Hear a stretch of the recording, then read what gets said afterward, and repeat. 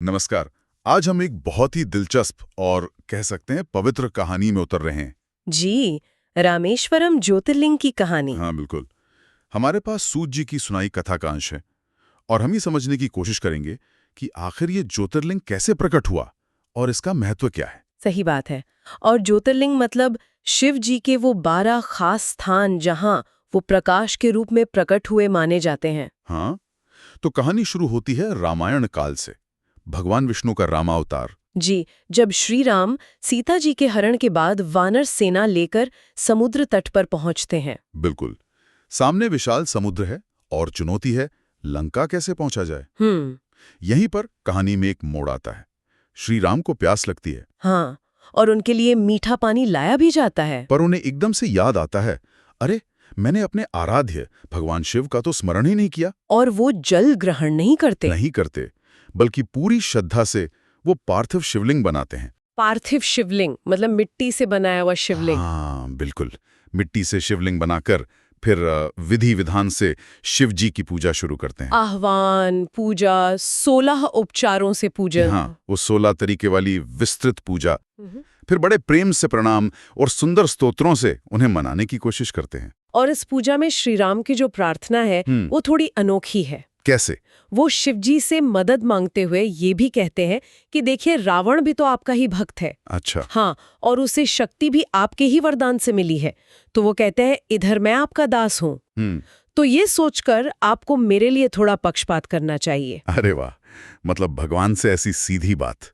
ये तो भक्ति का बड़ा मानवीय पहलू है ना? बिल्कुल।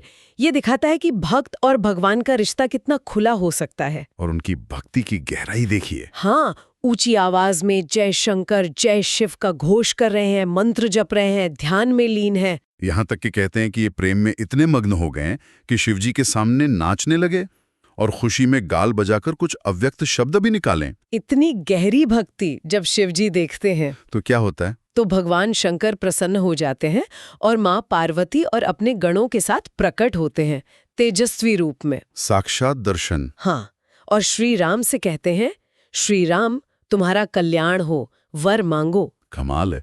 देखिए, भगवान विष्णु के अवतार श्री राम वो भगवान शिव की पूजा कर रहे हैं। जी, ये दिखाता है कि उस समय के जो मुख्य देव थे उनके भक्तों में कैसा सामंजस्य था। तो श्री राम क्या वर मांगते हैं? श्री राम पहले तो विधि से शिवजी की पूजा करते हैं और फिर उनसे कहते हैं कि मुझे लंका युद्ध में विजय चाहिए। अच्छा। और शिवजी तो राम की भक्ति से प्रसन्न है ही। वो कहते हैं तथास्तु, तुम्हारी विजय निश्चित है। विजय का वरदान मिल गया। लेकिन श्री राम यहीं नहीं रुके, है ना? नहीं।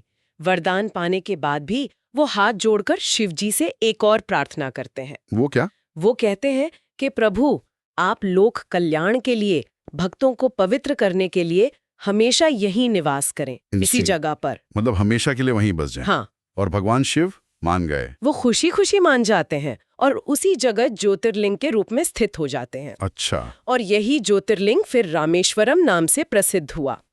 ये सिर्फ पत्थर नहीं, ये शिवजी की साक्षात उपस्थिति है भक्तों पर कृपा बरसाने के लिए। तो कथा यही कहती है कि इसी रामेश्वरम ज्योतिर्लिंग के प्रभाव से, उनके आशीर्वाद से श्री राम पुल बना पाए। हाँ, समुद्र पार किया, रावण का वध किया और सीता जी को वापस लाए। वाह। रामेश्वरम की महिमा तो बहुत बताई गई है। कहते हैं ये ज्योतिर्लिंग भक्तों की सारी इच्छाएं पूरी करते हैं। मतलब सांसारिक सुख भी और मोक्ष भी। हाँ, भोग और मोक्ष दोनों देने वाले माने जाते हैं। और वो गंगा जल वाली बात क्या है? कुछ खास है उसका? हाँ, उसका विशेष वर्णन है कि जो भक्त रामेश्वर शिव पर पूरी भक्ति से गंगा जल चढ़ाता है या उससे स्नान कराता है, वो जीवन मुक्त हो जाता है। अच्छा। मतलब जीते जी ही काफी हद तक बंधनों से मुक्त। अच्छा। और फिर दुनिया के दुर्लभ सुख भोग कर अंत में कैवल्य मोक्ष पाता है। कैवल्य मोक्ष यानी वो परम मुक्ति, ईश्वर में मिल जाना। बिल्कुल, परम मुक्ति। ये दिखाता है कि तीर्थ यात्रा और सच्ची भक्ति से मुक्ति मिल सकती है। ये गहरा विश्वास है। तो आज हमने समझा कि रामेश्वरम ज्योतिर्लिंग कैसे श्री राम की अटूट भक्ति और शिव जी की कृपा का प्रतीक बना, और लोक कल्याण की भावना का भी। हाँ, ये सिर्फ एक कहानी नहीं बल्कि आस्था, समर्पण की शक्ति का प्रमाण है। और कहते हैं कि इस कहानी को सुनने भर से पाप नष्ट होते हैं, सुख मिलता है। तो आज के लिए इतना ही, लेकिन एक सवाल छोड़ जाते हैं सोचने के लिए। हाँ, क्या भक्ति में वाकई इतनी ताकत होती है कि वो मुश्किल हालात में भी, यहाँ तक कि जब विरोधी को भी भगवान का वरदान मिला हो, तब भी अपने लिए भगवान की कृपा को खींच लाए? सोचिएगा इस